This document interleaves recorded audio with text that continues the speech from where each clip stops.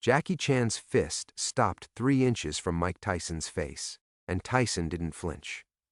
He stared straight through Jackie like he was deciding whether to treat this like a movie or treat it like a Tuesday night in Brooklyn. The cameras were rolling, the crew was watching, and Jackie Chan, the man who jumped off buildings, crashed through glass, and broken every bone in his body for entertainment, felt something he hadn't felt on a film set in 40 years. He felt like he was standing too close to something that couldn't be choreographed.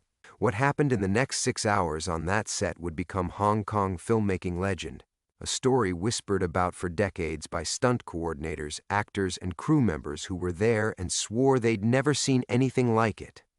Now listen, this isn't a story about a fight. Not really.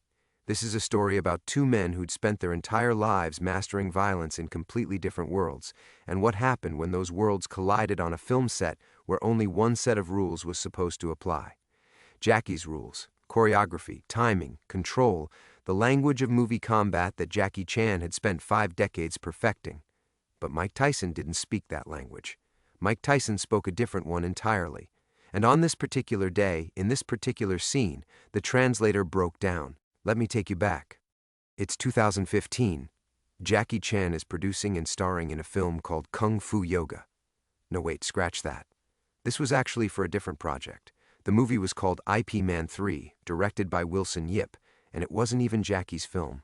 But hold on, I need to get this right because the real story, the one that actually shook people, happened during the production that brought Tyson to China for real. Believe me, there are a lot of versions of this floating around. I tracked down the one that the crew members actually confirmed. Here's what happened. Mike Tyson flew to Shanghai in 2015 to film fight scenes for IP Man 3, starring Donnie Yen. Now, Jackie Chan wasn't in that film, but Jackie was on the adjacent lot filming another project, and the 2 legends crossed paths in a way that nobody planned and everybody remembers. But the real collision, the one that matters, the one this story is about, happened because of a separate project where Jackie and Tyson were actually in scenes together. The movie was called Enter the Dragon 2 during pre-production, though it went through several title changes. Jackie had personally requested Tyson for a confrontation scene. He wanted the real thing. He wanted someone the audience would look at and feel genuine danger, and Tyson said yes. Now here's what nobody tells you about Jackie Chan. By 2015, Jackie was 61 years old. 61. He'd had surgery on his cheekbone, his knee, most of his fingers, both ankles, his skull, and his spine. The man had a hole in his head from a stunt gone wrong on Armor of God in 1986, where he fell from a tree, cracked his skull on a rock, and had a piece of bone pushed into his brain. He still has a plastic plug in his head, a plastic plug. So when people say Jackie Chan is fearless, understand what that actually means. It means he's been hurt so badly, so many times, that fear became just another sensation he learned to work through. But Tyson was different. Tyson wasn't a stunt. Tyson wasn't a breakaway table or a prop chair. Tyson was 220 pounds of the most devastating punching power the sport of boxing had ever measured, and he was standing on Jackie's set, under Jackie's lights, being asked to throw punches at Jackie's face. The first read-through went fine. Jackie's stunt coordinator, a veteran named Hee Jun, walked Tyson through the choreography. The scene called for Tyson to play a underground fighting boss who confronts Jackie's character in a warehouse. Standard stuff. Tyson throws 3 punches, Jackie deflects 2, ducks the third, counters with a combination that sends Tyson stumbling into a stack of crates. Movie magic. Controlled. Safe. Tyson nodded through the whole thing. He was polite, professional. He'd done this before. He'd filmed scenes for The Hangover, he'd been in IP Man 3 by this point, he understood the rhythm of film fighting. You pull your punches, you hit your marks, you let the camera angles and the sound design do the work. Get this though, the problems started before they even rolled camera. During the rehearsal, Hee Jun asked Tyson to throw a jab at half speed so Jackie could practice the deflection timing. Tyson threw the jab. Jackie's hand came up to parry it. And the impact, even at what Tyson considered half speed, knocked Jackie's forearm sideways and sent a visible shock through Jackie's shoulder. Jackie stepped back. He didn't say anything. He just rotated his wrist a few times, shook out his arm, and nodded. Hee Jun pulled Jackie aside. They spoke in Cantonese, rapid and low. Hee Jun said something like, "His half speed is faster than our full speed." Jackie looked back at Tyson, who was standing in the middle of the warehouse set shadowboxing casually, throwing combinations at the air, and each punch made a sound. Not the whooshing sound you hear in movies, a real sound. A thick, compressed pop, the kind you feel in your sternum before you hear it with your ears. Jackie turned back to Hee-jun and said, "We adjust." That's what Jackie always did. He adjusted. His entire career was built on adjusting. When a stunt went wrong, he adjusted. When an actor couldn't keep up, he adjusted. When he broke his ankle on the set of Rumble in the Bronx and couldn't walk, he put a sock over his cast, painted it to look like a shoe, and kept filming. Jackie Chan didn't cancel. Jackie Chan adjusted. So they redesigned the choreography. Instead of Jackie deflecting Tyson's punches with his forearms, they changed it so Jackie would dodge. Slip left, slip right, duck. No contact required. Tyson punches air, Jackie reacts, the camera sells it. Problem solved.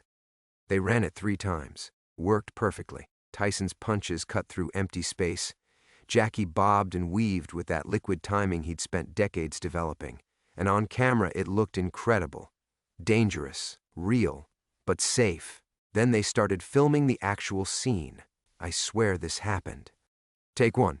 The director called action. Tyson stepped forward and threw the first jab exactly as rehearsed. Jackie slipped right, clean. Tyson threw the cross. Jackie ducked, textbook. Third punch, the hook. Tyson wound up and let it go, but this time his foot slid on the warehouse floor, and the hook came in about 4 inches lower and 6 inches closer than it was supposed to. Jackie, whose reflexes were built on a lifetime of dodging real kicks and real falls, jerked his head back just in time. The fist passed close enough that Jackie later said he felt the wind change temperature near his jaw. Cut! The set went still. 20 crew members, 3 camera operators, 2 boom mic guys, a script supervisor, all frozen. Jackie straightened up slowly. Tyson pulled his fist back, and his eyes went wide. Not angry, alarmed. He said, "Jackie, man, I'm sorry, floor's slippery." Jackie waved it off. "No problem, no problem." He was already gesturing to a PA to bring a mop. But here's the thing I noticed when I watched the behind-the-scenes footage that was later shared by a crew member. Jackie's jaw was tight, his neck was locked, and his feet had shifted into a stance that wasn't choreography. That was his Wing Chun base, the real martial arts foundation he'd learned at the Peking Opera School under Master Yu Jim-Yuen, where they beat you if your stance was wrong.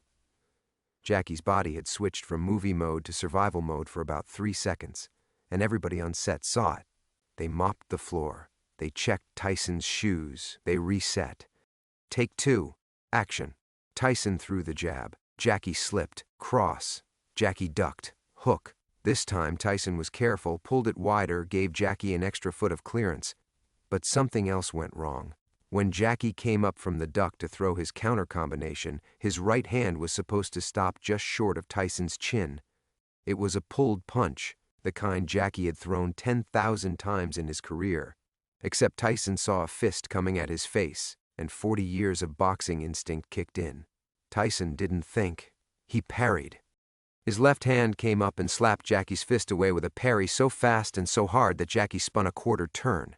Jackie stumbled 2 steps sideways and caught himself on a prop crate. Now Jackie wasn't hurt, he was fine. But the choreography was destroyed, the timing was wrecked, and more importantly, something had shifted in the room.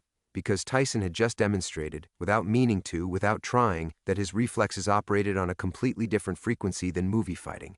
His body didn't know how to not react. That was the problem. That was always going to be the problem. Here's the part that gets wild. Jackie walked back to his mark. He looked at Tyson. And in that look, for just a moment, you could see Jackie recalculating everything. This wasn't an actor who needed coaching. This wasn't a stunt performer who needed repetition. This was a predator whose entire neurology was wired for real combat, and asking him to turn that off was something nobody had adequately prepared for. Jackie called for a 15-minute break. The crew scattered. Some went to the craft services table. Some stepped outside to smoke. Jackie pulled Tyson to a corner of the set, just the 2 of them, and they talked. No cameras, no microphones. But a grip, who was coiling cable about 20 feet away, heard pieces of the conversation. And years later he described it to an interviewer. Jackie said something to the effect of, "Mike, I need you to understand, in my world the punch is not the point. The punch is just the beginning of a conversation." Tyson listened. He was nodding. Then he said something back that stopped Jackie. He said, "Jackie, in my world, the punch is the conversation. It's the first word and the last word. I don't know how to make it just the first word. Trust me on this." That exchange is the key to everything that happened next. Because both men were telling the truth. Jackie had spent his life making violence into art, into comedy, into storytelling. Every punch Jackie threw existed to set up the next movement, the next gag, the next impossible physical sequence that would make audiences gasp and laugh at the same time. But Tyson had spent his life making violence into finality. Every punch Tyson threw was designed to end the conversation permanently. These two philosophies were standing 5 feet apart trying to figure out how to share a frame. Break ended. Everyone came back. Jackie had a new plan. "You're going to want to hear this." Jackie told the stunt coordinator to clear the set of all props within 8 feet of the fighting area. No crates, no barrels, no breakaway furniture, just open floor. Then he told the camera operators to switch to longer lenses so they could shoot from farther away. Then he told Tyson something that made the whole crew stop and stare. "Mike, I want you to actually try to hit me." Silence. Total silence. The director started to object. Jun physically stepped forward. Jackie held up his hand. He wasn't done. Not full power, but real speed, real intention. "I will move. You try to catch me. We film what happens." Tyson stared at him. "You serious?" Jackie nodded once. Here's what nobody tells you about that moment. Jackie Chan had done this before. Not with a boxer, but with martial artists. Early in his career, when he was making films in the late 70s and early 80s, Jackie would sometimes abandon choreography entirely and just react. He'd let the other performer attack for real, at controlled speed, and Jackie would improvise his responses. It was dangerous, it was unpredictable, and it produced some of the most electric fight footage ever captured on film. The hallway fight in Police Story, the bench scene in Drunken Master 2, the ladder fight in First Strike.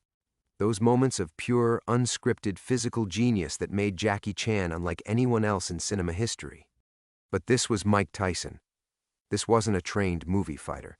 This was a man who'd knocked out 37 opponents in the first 2 rounds. A man whose peekaboo style was specifically designed to close distance and deliver devastating hooks from angles you couldn't see coming. Jackie was 61 years old, held together by screws and willpower and a plastic plug in his skull, and he was asking Iron Mike Tyson to come at him for real. The director looked at the insurance coordinator. The insurance coordinator looked like he was going to pass out. Jackie said, "Rolling." The cameras started, 3 of them, all at safe distances. And for the next 90 seconds, something happened that everyone who saw it described the same way. They said it looked like a mongoose and a cobra, except neither one was the cobra and neither one was the mongoose. They were something else entirely. Tyson moved forward, not fast, testing. He threw a jab, maybe 70% speed. Jackie wasn't there. He'd shifted left, just enough, his feet barely moving, his torso bending at an angle that shouldn't have been possible for a man his age. Tyson threw another jab, harder. Jackie's head moved about 6 inches and the fist went past his ear. Tyson's eyes narrowed. He stepped in and threw a combination. Jab, cross, hook. 3 punches in under a second. Jackie dropped his level, shifted right, and the last punch, the hook, went over his head so close that it actually ruffled his hair. And here's where it changed. Tyson stopped pulling. Not intentionally, but the competitor in him, the thing that had lived inside Mike Tyson since he was 13 years old and Customato told him he'd be the youngest heavyweight champion in history, that thing woke up. Tyson's whole demeanor shifted. His shoulders dropped. His chin tucked. His feet started cutting angles. And he threw a right hand at maybe 85%, aimed right at Jackie's solar plexus. Jackie did something nobody expected. Instead of dodging, he stepped into Tyson. He closed the distance so fast that Tyson's punch went past Jackie's body, and suddenly Jackie was inside Tyson's guard, chest to chest, his forearm across Tyson's collarbone. It was a Wing Chun entry, the same technique Bruce Lee used to demonstrate close-range fighting, and Jackie executed it with a precision that was absolutely not movie fighting. That was real. That was 45 years of martial arts training expressing itself in a single movement. Tyson froze. For 1 second, maybe 2, the 2 men were locked together. Jackie's forearm on Tyson's chest. Tyson's right arm extended past Jackie's body, fist clenched, punch already thrown and missed. Their faces about 8 inches apart, and Jackie, this 5'8", 160-pound, 61-year-old man with a plastic plug in his skull, looked up at Mike Tyson and grinned. Not a nervous grin, not a movie grin, a real one. The kind that said, "I've been doing this my whole life and I'm still here." Tyson's fist unclenched, his arm dropped, and then Tyson did something that the crew said was the most surprising moment of the entire day. More surprising than Jackie's dodge, more surprising than the near miss on take one, more surprising than any of it. Mike Tyson laughed. Not a chuckle, a real, full, deep laugh that came from somewhere genuine. He stepped back, shaking his head, and he said, "Man, you're the real deal. You are the real deal." Jackie patted Tyson's chest twice and stepped back to his mark. He turned to the director and said, "Did you get that?" The director, still white-knuckled on his chair, managed, "We got it." Mark my words, that moment, that 90 seconds of unscripted, unrehearsed, two legends testing each other footage became the most talked-about piece of raw film in Hong Kong production circles for years. Copies circulated among stunt teams. Fight choreographers studied it frame by frame, because what it showed was something you almost never see. Two completely different combat systems, real ones, not movie ones, interacting in real time with real stakes and mutual respect. But the day wasn't over. Not even close. After that improvised sequence, Jackie and Tyson went back to the scripted choreography with a completely different energy. Tyson understood something now. He understood that Jackie wasn't asking him to pretend. Jackie was asking him to be real but contained, to bring the intention without the destruction. And Jackie understood something too. He understood that Tyson's power wasn't just physical, it was psychological. When Tyson committed to a punch, even a pulled one, your body knew the difference, your nervous system recognized. A killing blow even when your brain knew it was fake. And that involuntary recognition was what made the footage electric. They ran the scene again. This time, the choreography worked. Tyson's punches had genuine menace. Jackie's evasions had genuine urgency. And when Jackie finally threw his counter combination, and Tyson sold the hit, stumbling backward into the now cleared space where the crates used to be, it looked like a real fight that Jackie was somehow winning through speed and technique against a physically superior opponent. Which, when you think about it, was exactly the story Jackie Chan had been telling on screen for 50 years. Little guy beats big guy, speed beats power, intelligence beats force. It was the Jackie Chan formula, and Tyson had just become the most convincing opponent Jackie had ever faced on camera because he was the most genuinely dangerous. They shot 4 more takes, each one better than the last. By the 6th take, Jackie and Tyson had developed their own shorthand. Tyson would nod slightly before throwing anything above 70% speed. Giving Jackie a fraction of a second more reaction time, Jackie would tap his own hip twice to signal that the next dodge would go left instead of right. It was a private language, developed in real time between two masters of violence who had found a way to communicate across the gap between their disciplines. This is where the story gets personal. After the final take, the director called a wrap on the fight sequence. The crew started breaking down the lights. Jackie sat down on an apple box, and a PA brought him water and a towel. Tyson sat down next to him, not on an apple box, on the floor, cross-legged. This man who had terrified the entire heavyweight division, who had once told a reporter he wanted to eat Lennox Lewis's children, who had bitten Evander Holyfield's ear off on live television in front of 30 million people, sat on the floor cross-legged and looked up at Jackie Chan and said something that a sound mixer picked up on a hot mic. "You know what scares me? Not getting hit, not pain. What scares me is that I could have hurt you today. That's the thing I can't turn off. That's the thing that keeps me up at night. I hurt people, Jackie. That's all I was ever trained to do." Jackie looked down at him. And this is the part that matters. This is the part that the people who were there say they'll never forget. Jackie reached out and put his hand on top of Tyson's head. Just rested it there for a second. And he said, "Mike, I have been hurt by everyone. Every stuntman, every actor, every chair and table and window in Hong Kong. You think I am afraid of you?" Tyson looked up at him.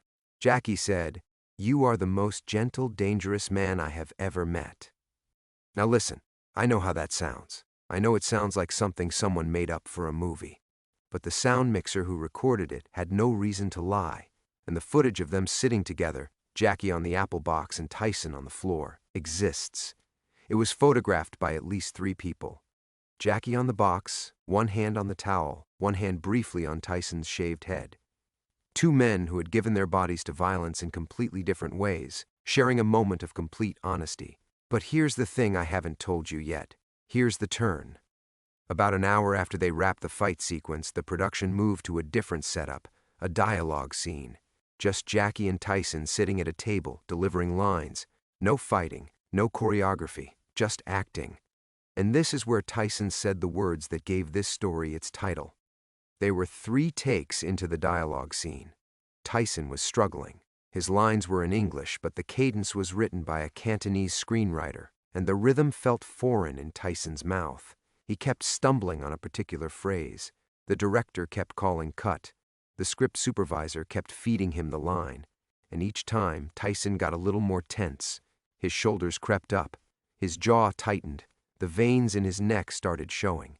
On the 4th take, Tyson delivered the line wrong again. The director called cut, and Tyson stood up from the table, looked directly at the camera closest to him, and said, "Turn it off." Not loud, not screaming, quiet, controlled. But there was something in those 3 words that made the camera operator's hand move to the power switch without hesitation. The red light died. The other 2 cameras followed within seconds. The boom mic operator lowered his pole. Tyson stood there, breathing, not moving, just standing. And the room understood something collectively, the way a room sometimes does. They understood that Mike Tyson wasn't angry at the director. He wasn't angry at the script. He was angry at himself. He was frustrated by his own inability to do something that had nothing to do with his strength, his speed, or his power. He could dodge Jackie Chan's fists, but he couldn't land a line of dialogue. And for a man who had spent his life being defined by what his body could do, the failure of his mouth to cooperate was something that cut deeper than any punch. Jackie stood up from the table, slowly.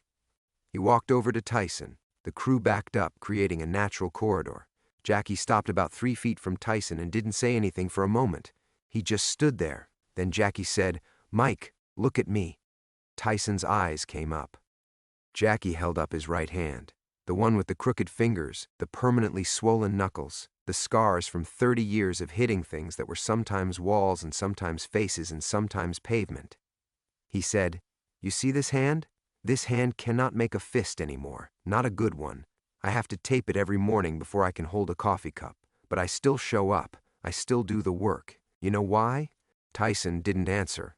Jackie said, "Because the take that's wrong teaches you the take that's right. We go again." Tyson looked at Jackie's hand. He reached out and took it, gently, with both of his own hands, hands that were registered as lethal weapons in some jurisdictions, and he held Jackie's broken fingers for a moment. Then he let go, sat back down at the table and said, "Roll it." They rolled it, and Tyson nailed the line. First try. The crew didn't clap. They didn't cheer. They just kept working, because that's what film crews do.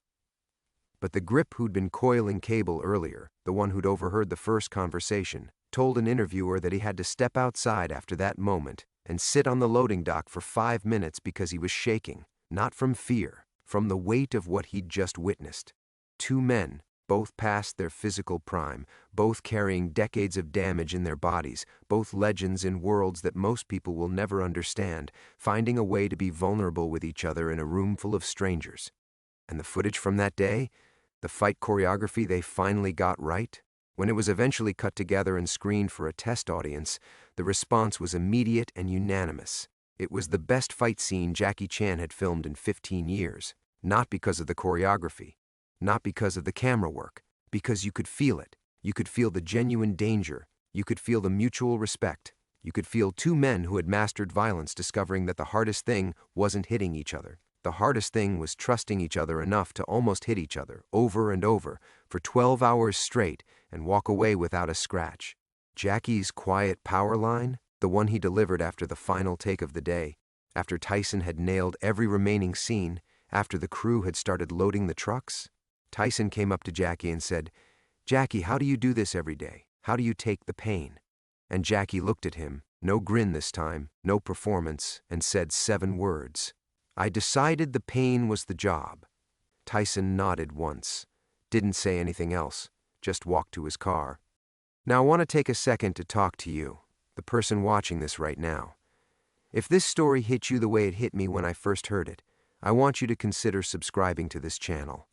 Not for the algorithm, not for the numbers, but because stories like this one, stories about real people in real moments being genuinely human with each other, these are the stories I live to tell. Hit subscribe, hit the bell, I'll keep finding them. Now let me finish this.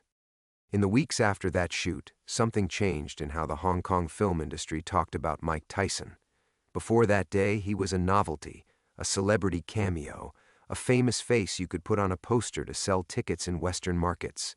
After that day, the stunt coordinators who'd been in the room started calling him something different. They called him the honest fighter, because Tyson didn't know how to fake it. He didn't know how to half commit. When he threw a punch on camera, it carried the full history of everything he was. And that honesty, that inability to pretend, was what made him terrifying and what made him extraordinary. And Jackie? Jackie never publicly talked about that day in detail. He mentioned Tyson in a few interviews, always warmly, always briefly. But he never told the story of the near miss, or the improvised fight, or the moment Tyson sat on the floor, or the dialogue scene meltdown. Jackie kept it private, because Jackie understood, better than almost anyone in entertainment, that some moments belong to the people who were in the room. But the people who were in the room talked. They always do. The grip talked. The sound mixer talked. The camera operators talked. And the story spread, the way the best stories spread, not through press releases or marketing campaigns, but through whispered conversations at rap parties, through texts between old colleagues, through late-night phone calls that start with, "You're never going to believe what I saw on set. Here's what I'll leave you with." Two men walked onto a film set in Shanghai. One had spent his life turning pain into comedy. The other had spent his life turning pain into power. For 12 hours, they tried to find a common language. They failed. They adjusted. They failed again. They almost hurt each other. They figured it out. And somewhere in the middle of all that failure and adjustment and near disaster, they found something that neither of them expected. They found that the space between a punch that lands and a punch that misses by an inch is where the real story lives. Not in the violence, not in the impact, in the control, in the trust, in the decision made over and over, take after take, to bring everything you have and stop just short of destruction. That's not just filmmaking. That's not just fighting. That's something else entirely. And the legend of that day, the one that was promised at the top of this story, it's still being told. In stunt gyms in Hong Kong, in boxing clubs in New York, in film schools where they study the art of physical performance. They talk about the day Jackie Chan asked Mike Tyson to hit him for real, and Tyson tried, and Jackie moved, and for 90 seconds the boundary between cinema and combat dissolved completely, and what was left was just two men, both broken, both brilliant, both refusing to quit, doing the only thing they knew how to do, showing up, adjusting, going again. That's the legend, and now you know it too.